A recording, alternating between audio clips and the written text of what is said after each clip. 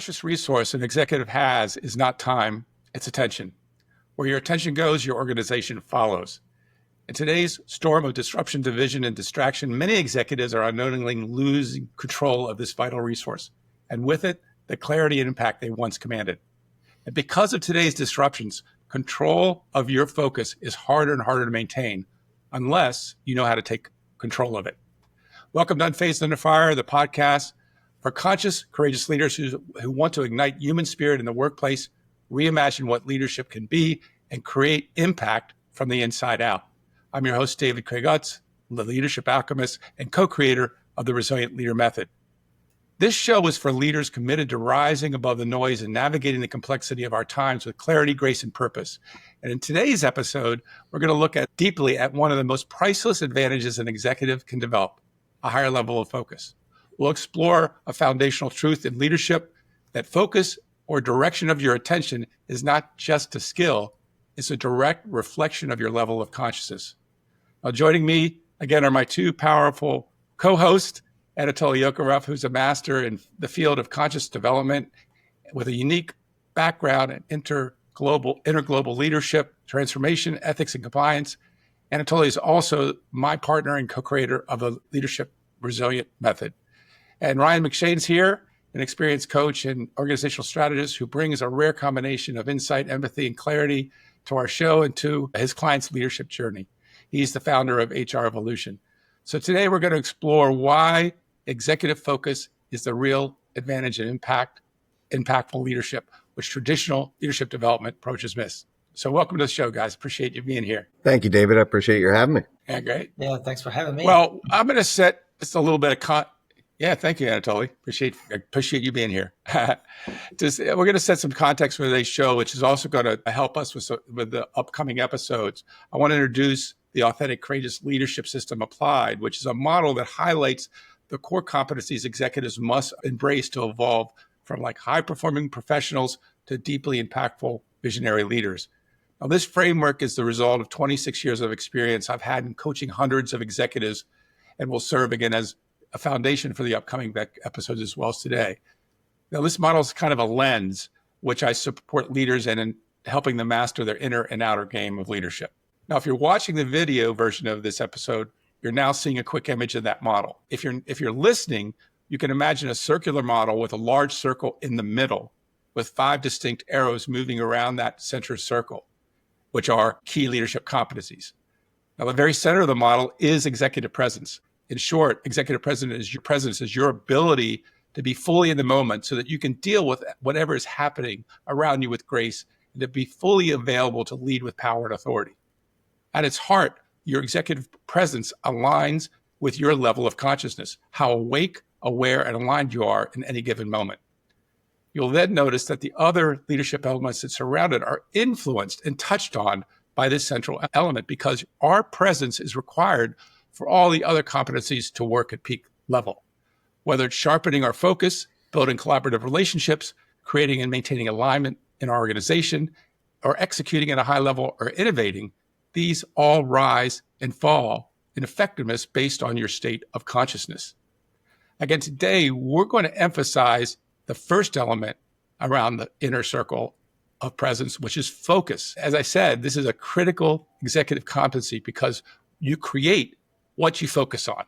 Every conversation you engage, every decision you make, every resource you allocate, it's all shaped by where your attention is directed. So when your focus drifts, your leadership drifts, and your organization starts to reflect that misalignment. I'd like to kind of revisit this disruptive, rapidly changing, uncertain environment that we find ourselves in. And I don't want to berate that because we know that. Everybody knows we're dealing with that. But given the current state of development of leaders in that environment, I want to talk to how that complexity and intensity and disruption is impacting focus and what are the ramifications for an executive on their own performance and the impact of their organizations. We've got all these things coming at us. We've still got my job to do. And how is that impacting our experience of being able to bring attention to what we want to bring attention to? David, I think that no one would argue that our world has grown in increasing complexity over the years. I think we all recognize that in our own walk of life. And when you're an executive, you just have more balls in the air than most people. So you're Yeah, trying to keep all those plates spinning, those balls in the air, however you want to refer to it. And you've exponentially increased the number of plates that you're trying to spin and balls that you're trying to keep up as a result of that increased complexity. And to your point, it distracts us and it keeps us continuously in a reactive mode rather than in a strategic and creative mode.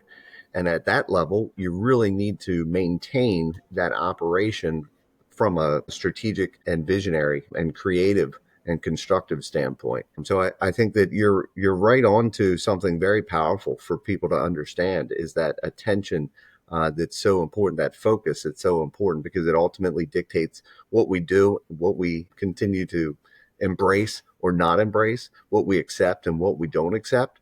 And that reactivity, biochemically absolutely. speaking, the survival brain, the fight, flight, or freeze, as we have talked about before in prior episodes, it hijacks our higher processing that takes place, that conscious focus that you talk about. Yeah. And I would say I don't think executives don't realize that their attention is not their primary resource, right? There is some degree of awareness around until you and I talk about this. An executive might think they have charge of their focus, right? They might think they have charge of their attention. What are your thoughts on all this? Well, let's put it this way. What's the difference, let's say, between executives these days and those executives, say, even 10 years ago? So we've got new levels of complexity, right? Coming from the geopolitical situations, globalization. I mean, supply chain is like anything that happens, just how can you manage that? It's out of your hands. You can't control that. Now, on top of that, you have a layer of digital infestation because you've got this digital connectivity 24 by 7. Anybody can 24/7. reach out to you. You have to respond. You can't just sleep on the bunch of emails, right, that you get. So this is just increases the pressure and creates this cognitive load. Now, what does it do to your focus? It flipping destroys it because you can't swim in this Yeah. murky tide. All the stuff happening because on top of that, you still have to deal with your toxic employees, toxic bosses. For various reasons, they're different, right? But there's still a level of toxicity is different. 10 years ago, you had a boss who was a narcissist. Great. Everybody walks on eggshells around the guy. Life was pretty easy, right? You kowtow to him, you patter to him, keep him happy. But these days, you've got people who demand your attention, right? Because they're super high, sensitive to all kinds of issues.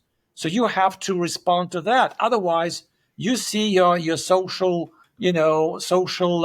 interactions in the office, portray you as a bad guy, right? So, I mean, just social, geopolitical, and all that stuff leaves nothing for the focus. What is the focus? Is the ability to stay focused on a single task, right?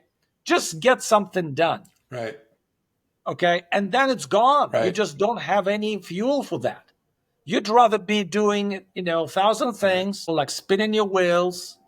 And that's why this concept that everybody talks about, busyness, crept up in our lives. You want to stay busy for the sake of being busy because it gives you an impression you're doing something. Yeah, we see it all the time. I see it all the time. The initiatives that get spawned in organizations that take people off their game because they're on high, they're thinking we need to attend to this. Now we have a high performance initiative or 30-minute meetings or whatever. There's an attempt by organizations to kind of layer on things to help people be more effective. But all that does is dump into this whole thing you just talked about, which is additional things now I have to be worrying about. Am I doing my 30-minute meetings well? Or are we, as a senior leader, now we have to make sure we're on the bully pulpit talking about this initiative, and we're here to serve customers, to do to improve the customer experience.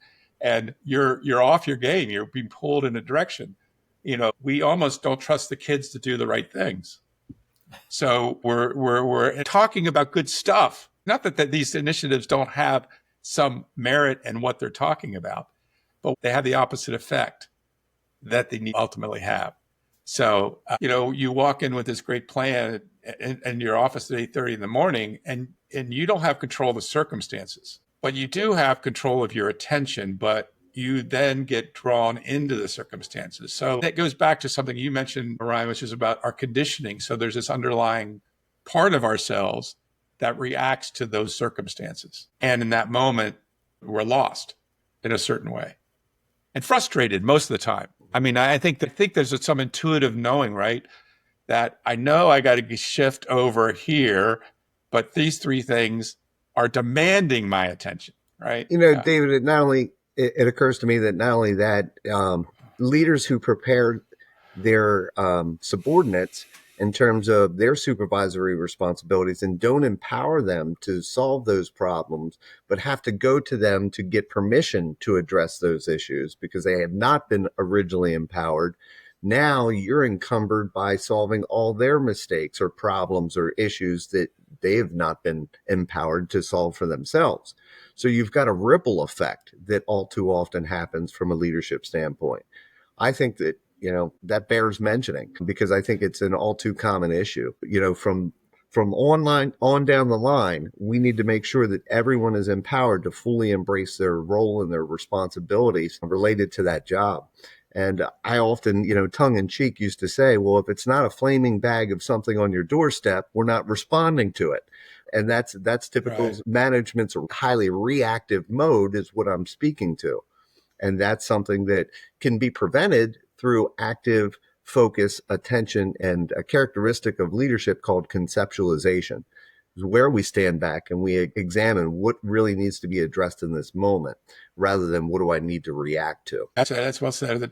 And I think people know how to create crises because they know they're not getting my attention. So therefore, I'm going to throw a grenade into the room because I need attention on me, right? And so we have this kind of interesting human dynamic that unfolds. And even our own profession, Ryan, sometimes comes in and says, okay, here's how you'll fix this. But it's kind of at a cognitive level, right? It's at a level of this was how you want to structure these things. I'm not saying that isn't helpful, but that is what do people do with that, right? I say this all the time. And I was in sales and I was trying to make sure my days were sharp and focused on what I needed to do. Of course, it was easier for me than most executive because I'm only dealing with my own individual time. This was back in the mid-90s. I would walk into a Stephen Covey store and start salivating. And I want to get to this idea that if I get this book and I do this system, there's this great hope that I would certainly be more productive, but also that I would take control of my life in this little book. And how disappointing over and over that was. Now, time management and understanding how to structure our day is still highly valuable. There is some guardrails you could put in to support you, but there's been this quest for the perfect time management system. I mean, Covey's rocks and the things that go between the rocks and all that stuff there's value in it, but really, isn't it what we are talking about here more about attention management than time management? I like that term attention management because I think it puts a fine point on exactly what we're doing behind the scenes. You can call it time management, you can call it prioritization, you can call it a number of things, but attention, and you kind of started the episode with that, is where the attention goes, the energy flows, so to speak. And that's what we continue to fixate on. We are drawn in several different directions. So how do we make sure at the end of the day that we're attending to the most valuable thing? I know as a solopreneur and business owner myself, that's a constant challenge. I might go down a certain path and say, well, today I'm going to focus on this. But to be honest with you, the whole time I'm thinking, should I actually be over here focusing on this? Or should I be over here focusing on this? So I'm not fully attentive. I'm dividing myself in many different ways. Yeah, absolutely. Well, and what is the primary lens a leader ought to be using to sharpen their focus? At the end of the day, if you think of leadership, Anatoly, what is the lens that if leaders were operating out of it 100% of the time would change everything? If they were able to cut the distractions out and remain focused and use something to focus them, what would that be? Well, I guess everything goes back to clarity of purpose, because it's very easy to get mired in a multitude of small tasks And then you get your dopamine high as a result. I ticked one box or two boxes. Oh, I checked my emails, right? I responded to a couple out of 1,000. Great. I can go home now. But what really happens to people is the clarity of purpose is always gone because you're consumed perpetually by all these small tasks and you never accomplish anything because, like, again, you're spinning your wheels, right? But the clarity of purpose, once it's put right in the center, it does make a lot of difference. Well, sometimes people actually go another way. They delegate as much as possible. So there's a guy who delegates everything to his subordinates. And one day he walks in and his office is locked. What happened? I got fired. Oh, you idiots, you got me fired. I delegated only 5 tasks to you to get done, and you messed up everything. There's another extreme to that, right? Apparently, if you cannot manage your attention, which is just basically a group of items that you can hold in your short-term memory, right? If you can't really handle that and you can't handle the focus and you don't have the general awareness of things, your environment, what's happening on a social level, totally lost because you're not in focus, you're not in, you don't have enough attention, you don't have awareness, right? So that's why I'm just saying that going all the way back to why is it that we're here? What's our purpose? What's our long-term, goals? That's what nobody likes talking about because CEOs, executives think like, hey, my contract expires in 2 years. I'll be gone by the time the house catches fire. I'm out of here. So you guys, you do whatever you want, right? Get your trained monkeys, help you, good luck. I'll be on, to another, cushy job. So clarity of purpose is this reminder. Okay, what's the big, vision that I have? So that I know I accomplished enough to get us somewhere. Yeah, I mean, I think, and you touched on it. I was going to say, like, vision is kind of the broader, has other components like who do we want to be? What kind of results do we want to produce? What kind of culture do we want to have? Really articulating that because, again, that focus, what you focus on, you create. So you're focusing on just trying to get this moving forward, or we need to make sure our quarterly results look better, or now we have a talent issue. We got to focus on that. We get off of that broader, more picture that holds all that together. And, you look at the best leaders that have, some of the vision, greatest leaders have been visionaries. You have Schultz of Starbucks. I mean, that got created. He basically created that because he had a vision of what would it be like if, and what would that experience be like for customers when they walk in the door? Or I'm trying to remember his name. The guy that started Southwest, or was the CEO of Southwest for a long time. His name is escaping me now. I don't know why, because I know this name, but the Southwest is another example of that as well. Or FedEx. You have these companies that are driven from a vision. These were at simpler times, maybe, right? It's more challenging today, but that is so true. Greatness happens out of that because they stood in it very clearly. This is what we're trying to create. And they're direct, and then they're enrolling other people into that, which is enrolling their intention and the vision. And that tends to be inspiring to people and meaningful to people to do their job every day. And, I think we're really good at compartmentalizing as people. So we might have the intention to follow that vision or purpose that we established. But then we come into the work environment and say, well, I've got to do this, I've got to do that, I've got to do the other thing. Whereas if we stood back and said, if that's your intention and your purpose, what are the actions that follow that support accomplishing that intention or purpose? And you'll see that they're very rarely what we do on a daily basis. So I think there's a very human element of that. In a certain way, it's very simple to understand. Vision, strategy, goals, project plans, tasks, right? It goes back to that, like Stephen Covey story thing. If you're diverting off of that pathway, you can always see that navigational pathway at the level of goals and tactics isn't working. We have to back up and look at, innovate, do things better, improve better processes. All that happens naturally. But we are at a point where people just don't know how to bring it back together. There's something occurring in them. And I want to shift to that. This ability to focus isn't just a skill, because if it was, we could have fixed it with some of the things we talked about earlier. It's really a mirror of our consciousness, and the level of our consciousness goes back to that, a fancy word. And the quality of leadership, your ability to move people, make wise decisions, generate meaningful results, will only be as clear as your ability to direct your attention with intention, which is the vision, the purpose, the strategy, right?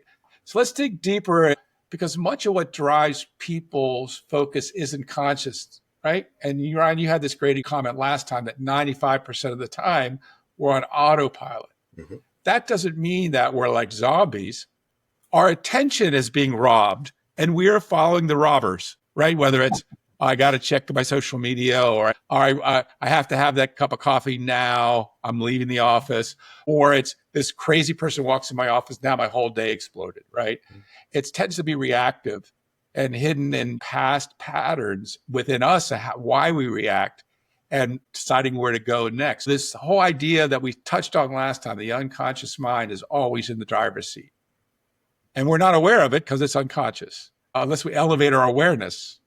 And many executives try to outthink their focus challenges through time management or through like, okay, I'm going to do this tomorrow. Nobody can talk to me at these times of the day or whatever.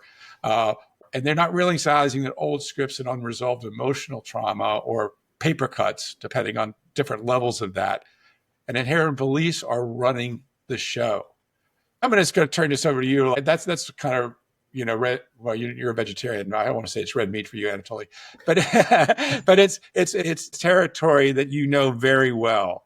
And so, talk a little bit about, because really this is where the unconscious driving us starts. It's directing our focus, right? Without our knowing it, we have this secret thing working against us rather than working for us. So I'd love you just to unpack that a little. Technically speaking, yes, it's a good point to address, even though nobody likes talking about it, right? Because that means that you're going to open up a can of worms, going back to your early childhood, bullying at school. Don't do that. Kicking around. Yeah. It's actually talking to people around the world. The pattern is the same. Southeast Asia, like Latin America, kids go through the same type of experiences, except as they grow up, they dress up those old wounds and hope they're gone. But they are sitting right there and they keep festering because they've never been addressed.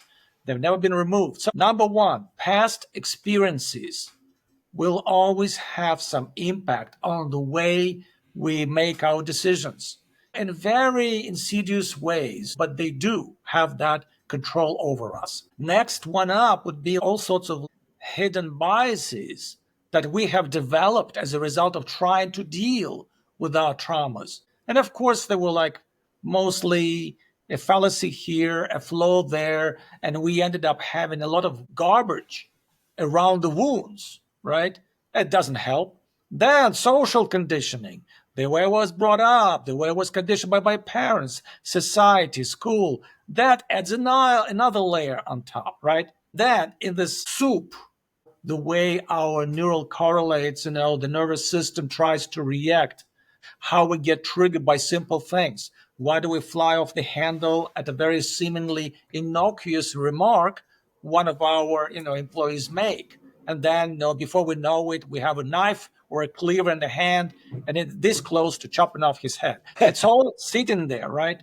And then you think you have some core values, some firm beliefs, really condition my character. But all of that still sits in this quagmire of stuff that impacts our thinking and the quality of our decisions. Now, of course, people say, it's easy to address that. Do some breath work, do some meditation, a bit of mindfulness, a bit of this. It's just less processed food. I don't know. People generate all sorts of ideas, except it does not resolve. All these strategies are kind of like weight loss programs, promising you're going to lose so many pounds of weight if you do this program. And then you're jumping from one diet routine to another, trying to figure out how to get that 15 pounds off your belly, right? It's a little bit like that. But the question is, why can't we learn our way out of this? What's the problem here? It's not like some of these things that we're told are not valid at an intellectual level. Why can't we just engage this process, or let's make sure I have a rubber band around my wrist and I'll snap the rubber band every once in a while during the day. Wake up. Are you conscious? It's not that executives aren't trying things. I'm not saying that these things did not work maybe at one time prior to 2020. They might have been effective because it was a little bit more reasonable during those times. But we are being pushed to the edge. So why can't we learn our way out of this? Yeah, I think there's a factor of discipline and commitment that we're talking about here. Yes. And when you think about that, it's harder and harder to be disciplined and committed to what you're doing when you exponentially increase the number of distractions and you feel it to be your role to address those distractions. And it kind of goes back to what I said before. There are some things that leaders and executives should not be addressing, that had they empowered the people beneath them, this wouldn't even make it to their desk. And, as a former director of human resources, I was inundated with this experience. People said, go talk to Ryan. He'll address it. He'll take care of it. And you're lying out your door. And eventually that's almost what it became. It was like, I need to get in a waiting room in here type of thing. And then I figured out really quickly that, hey, this is going to burn me out in no time. As much as my ego loves trying to be able to solve other people's problems, I knew that was going to take a severe toll on me. And so I started turning it around on them and letting them know, hey, listen, if you're not coming with a proposed solution associated with that problem, then I can't help you. At least be prepared enough to have some recommendations and options about what you want to see happen as a result of this problem that you've presented to me. And that severely reduced the number of people that came to me with their issues, because I knew in the process of preparing to come down to Ryan's office, oh yeah, I've got to have a solution associated with this. And before they knew it, they started developing the capability to address their own problems. And that's ultimately what I wanted for them, is that type of empowerment. So it absolutely reduced that inflow, saved me some time. They felt empowered as a part of that process. You really made a good point. And it goes back to something Anatoly said last time. It's kind of on us, right? We're in this Western society. You got to figure this out. We're not going to help you. I mean, again, organizations tend to try to do things to help them. They have developmental programs. They have executive coaching programs in many cases in the larger companies that support this. And what you pointed to, Ryan, was that it takes discipline and consistency. But I'm thinking, okay, now I've got to add that to my list, to the other things I'm dealing with, and I don't really have control over those things. What's the challenge with that today? I have a great example for you, because I'm being part of one group and they're trying to do exactly this. How can we learn our way out of this? By using words and using flowery quotes and dressing up the whole process. And the leader of the group collapsed just recently. But the idea is that you cannot use the conscious process to fix something which is subconscious, right? Just use simple math.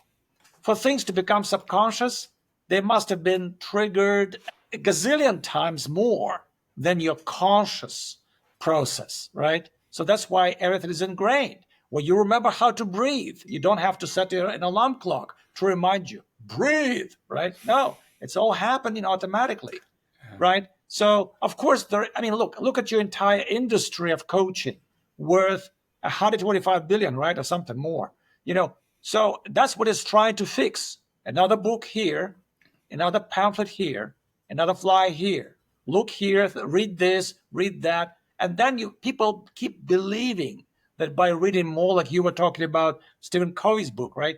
By reading more, I can dig my way out of a situation where I ended up being. And the best guy, is Tony Robbins. He's built his empire around this. It's all like, do as I say. There's instructions. If it doesn't happen, there's something wrong with you. Just go buy some more books and read. Do as I describe it. Now, but it doesn't work like that, right? We still have to address those issues that we have, because we have a very unique human experience, which actually takes up quite a big part of our subconsciousness. And therefore, we cannot just tell ourselves all these positive affirmations. We must have a way to fix it, but it's not that easy. Even though they say, look, 5 minutes of mindfulness will yield you results in 2 weeks. Look, it's a pretty impressive in a way to get In incentivized. 5 minutes every day? Yeah, 5 minutes every day, 3 weeks, you and 5 your minutes every man. day. Well, would you believe that? Yeah, yeah. I don't know. Well, we're starting to touch on the next topic I really want to talk about, which is consciousness is the foundation of executive presence. We talked about consciousness as simply awareness, being aware.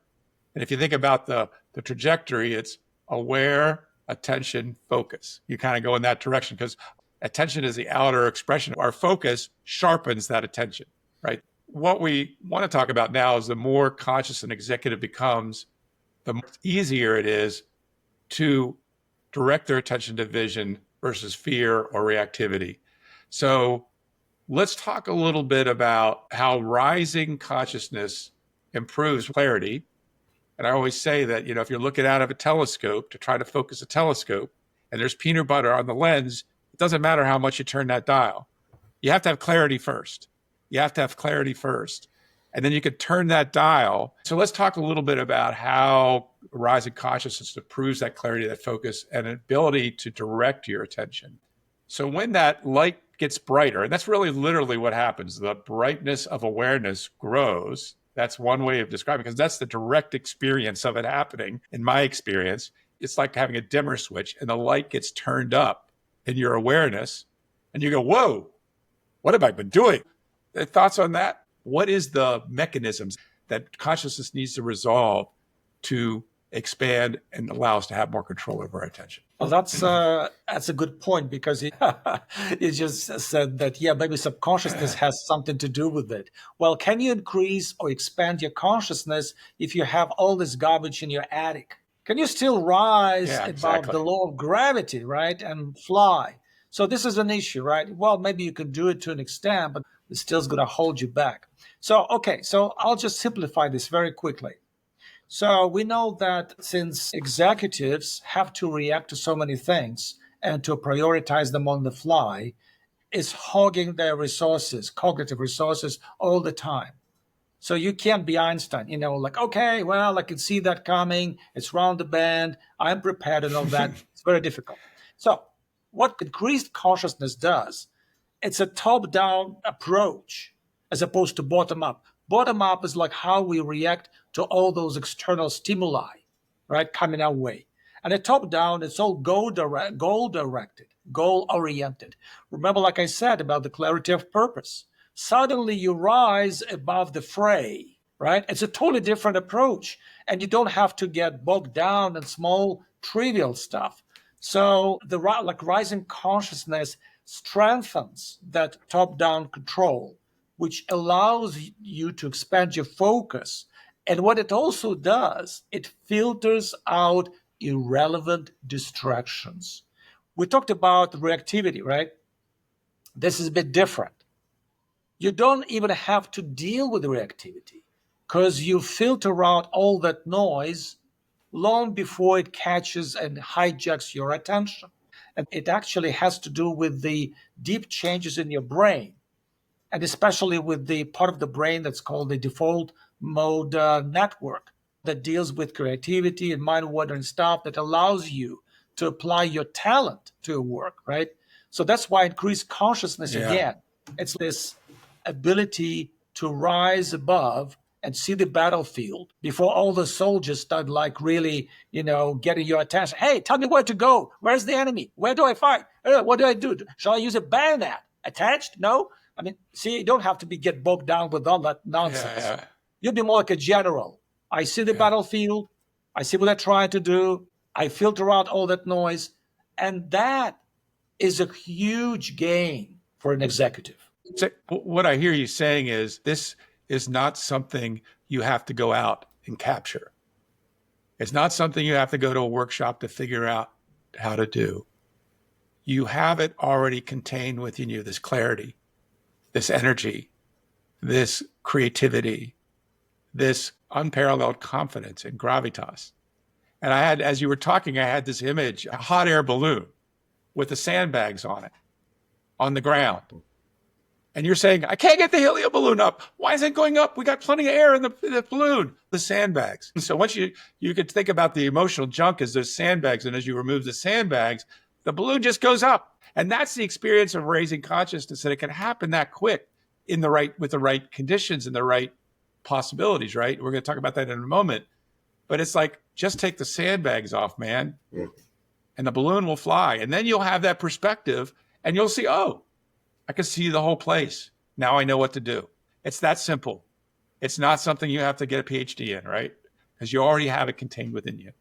A powerful visual that really speaks to what Anatoly's mentioned and your thrust of this as well is just, getting rid of the things that hold us down and are unconscious, our subconscious, the things that we haven't addressed in the past are certainly holding us down. They're muddying our focus. They're keeping us at a lower state of consciousness, frequency and vibration and perspective from a reactive standpoint. It reminds me of a quote, "He who has a powerful why can endure any how." And to me, it really focuses on just the power of that why and how that needs to be our guiding light. But, the how is often what distracts us from accomplishing that why. So when you have a powerful enough why, and when you're also very conscious and committed and disciplined to that why, then the how doesn't become an encumbrance. It just becomes a vehicle to achieving that why. Absolutely. The leadership development profession has taught very well what you just said, right? It is the why. But what I've noticed in myself as consciousness has expanded is I don't have time for the how that's getting in my way. It's like, nope, this is what I'm focusing on. And there's something in me that knows where it's going that helps me with that. And most leadership development programs teach new frameworks, but fail to shift the underlying operating system. And I thought I would share another story because I think stories tend to have 1,000 words in them and you can understand what happens. And by understanding, like, oh, this happens immediately. Well, let's talk about how this helped one of my clients, where focus was one of the areas that shifted. And I was working with this VP of IT, Prasoon, who is now a CIO. And when we started working together, he was very sharp technically. He was a great leader and someone who genuinely cared about his people. And that was clear from the beginning. And he really created a strong, high-performing team around him. And our coaching initially was focused on helping him manage up more effectively, navigate these senior leadership dynamics, gaining more visibility with senior leaders, and focusing on his own presence. And he was making great progress, but there was something else going on. This is what's interesting. Again, in the coaching, he made sense to him. Okay, I got to make sure that when I walk into a meeting with a senior executive, I'm focusing on them and what they're trying to accomplish. They're the ones where value resides. So I have to understand what they want. And I've got to be crisp in my delivery in a certain way because they don't like silliness, And he was learning all these things, but he cared so much for his team. He had a tendency to overextend himself with them. He was always there for them, which was admirable on one hand. You looked at that and say, man, but what's the cost? He was putting himself last, and that was starting to wear him down. So I said, we can do this the long way or the short way. And I engaged him in doing the resilient leader method. And after the reset, something immediately shifted. His energy picked up. He got clear. He got more confident. He got more resilient, like most executives after the reset too. But related to today's topic, what really stood out was his focus just got sharp as a tack. In the first 2 weeks, he said, I'm going to look at my calendar and realize once again, I'm saying yes to too many meetings. And he started just saying no. Like, okay, I'm up at the perspective. I see the playing field. I just have to start saying no. But he knew that before, but now he started saying no automatically. And he began sending his direct reports to some of those meetings, which freed him up and, of course, gave them developmental opportunities. I was pointing to what you were saying, Ryan. Right. Give them the opportunities to grow.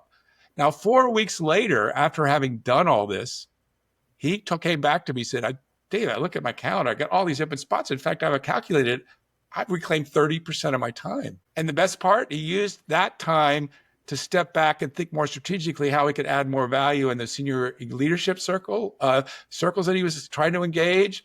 And yes, he got back to one of his loves. He was able to get out to the golf course a couple more times a week. And he used that time, there, Ryan, I know you like that. He used that time to do something he loves.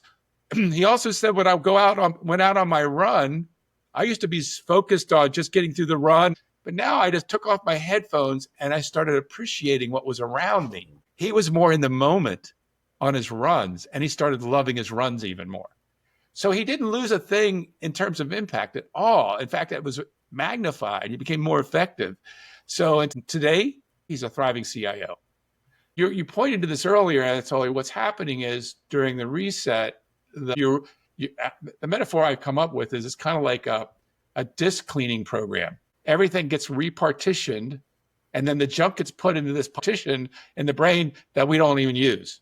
So we're clear, we're more organized, and we're seeing the playing field, right? Is that fair to say? Is that a fair metaphor? Yeah, absolutely. Just want to add one more thing here so that people don't think that this is a bit of a mumbo jumbo, like defragment hard drives, bad operating system.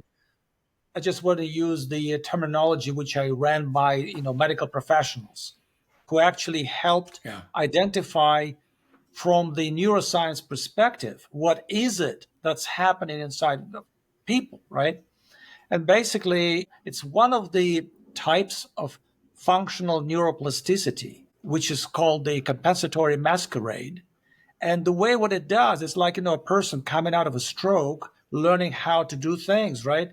It, basically like learning new skills, but you effectively defragment your hard drive, right?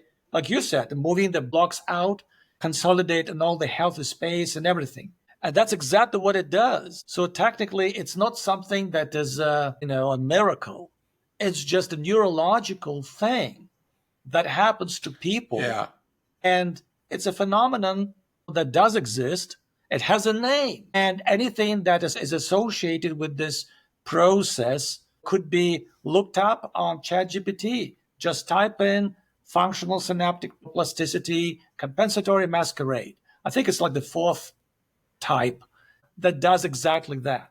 So it doesn't remove things, doesn't delete things from your mind, your memory bank, or what have you. It reorganizes and defragments your hard drive to put you in the most optimal state. So there's no secret behind it. Yeah, we're in this amazing technology, this body, right?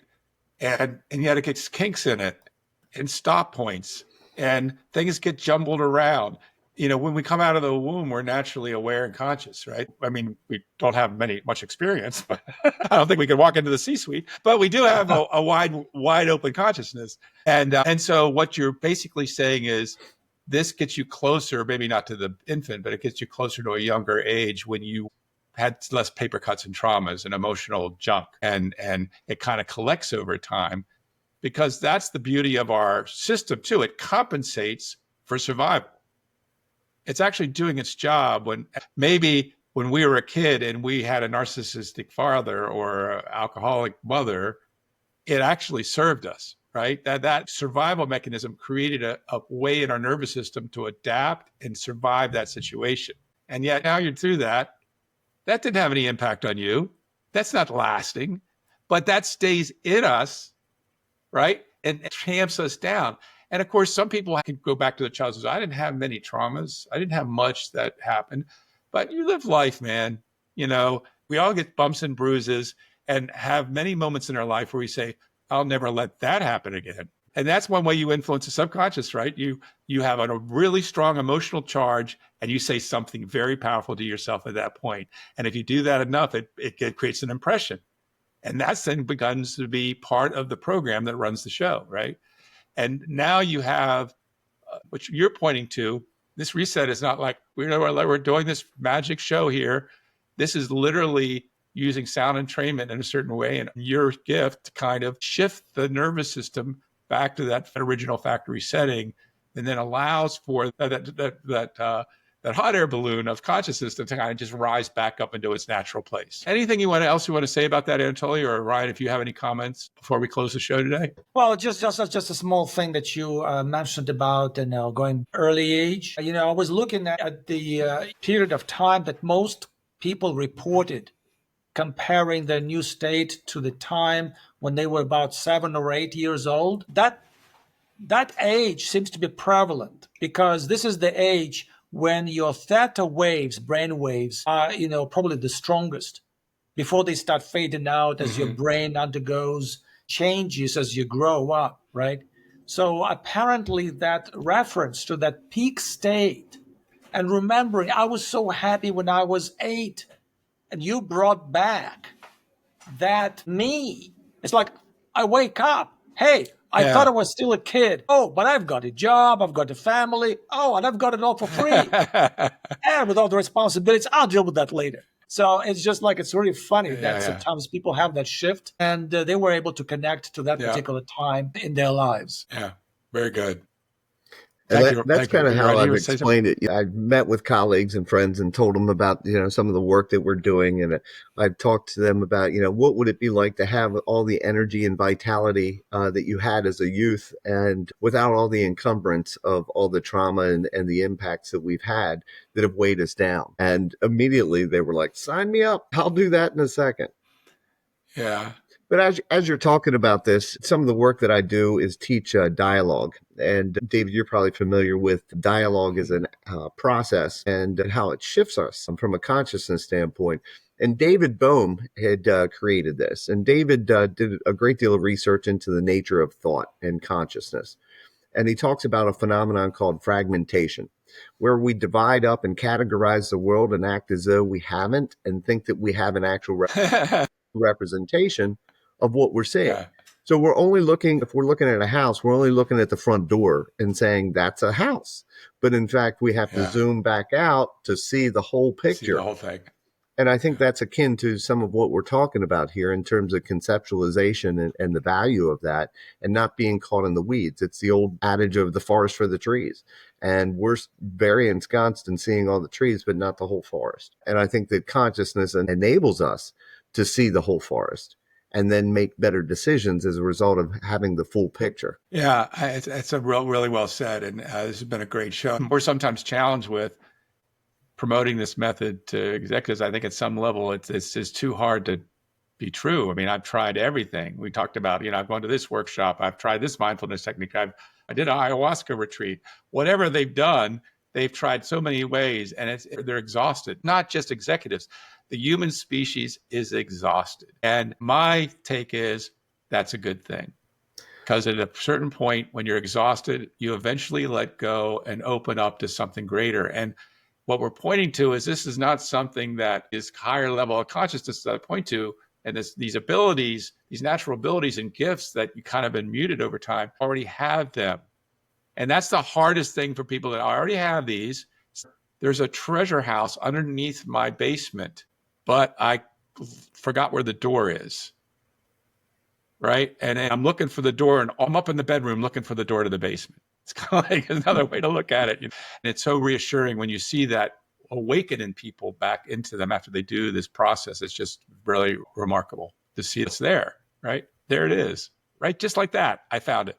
And I think that's a paradox that we often face. And it's also a big part of our culture that, the answer to most things is, oh, you just need to work harder. You need to keep your nose to that grindstone. I've been told my entire life, you work hard, everything will work out okay. One of the biggest lies I accepted. That's not necessarily true. It's how you work. It's how you approach. It's all of those things that really impact the success that we ultimately. It's not the actual work itself that ultimately is going to produce those, successes that you're looking for. Now, if you've got good alignment, that can typically happen for you. But that's the problem. We don't necessarily have that alignment. And I think that's what we established very clearly up front. Well, Anatoly can attest as things have changed for me. I work harder. He's happy because I'm not as lazy as I once was. Because when you there, but why don't you get that done? But now I have to really monitor my self-care because I got this idea and I'm just excited about this. And there's like something I can see all the connections and I got to get this down. And it's just a real joy to do work and work hard versus work hard to get there. Like when I work hard, I'll eventually get there, which is exhausting. But when you're working hard from an energy of passion, it's different. So thank you so much, gentlemen, for this rich and grounded conversation. I love these talks, and what we covered today is simple but profound. The executive's attention is the most precious resource they have. When their focus is fragmented, so is their impact as a leader. That's simple. When focus is diminished, so is influence. But when consciousness rises, clarity returns, and with it, the ability to lead with vision and not reactivity. So we've explored, the cost of being distracted, unfocused, the unconscious drivers that hijack our attention, the profound connection between executive presence and consciousness, and then finally, again, how the resilient leader method restores that clarity and centeredness leaders need to lead their day with grace and power. Here's the truth. You can't think your way out of distraction. You can't think your way into sharper attention. You can't learn your way out of burnout. You must heal, reset, and elevate your operating system. There's no way around it. And the resilient leader method is the most direct and effective and surprisingly painless way we have seen to date to do that. We welcome other solutions like this. We want to encourage those, but this is what we have. And if today's message struck a chord for you, you're ready to take back control of your attention and presence and power, reach out. Let's explore how the resilient leader method can support your leadership and help you create impact you're here to make. And remember, authentic leadership isn't about knowing it all. It's about willing to center yourself in what truly matters, as Anatoly talked about, in the vision and the purpose again and again. Your people don't need you to be perfect. They need you to be more present. So stay unfazed, stay on point, and keep leading from your highest and best self. This is David Craig Utz, Leadership Alchemist, signing off for today. Thank you, gentlemen, again. Everybody have a great rest of your day.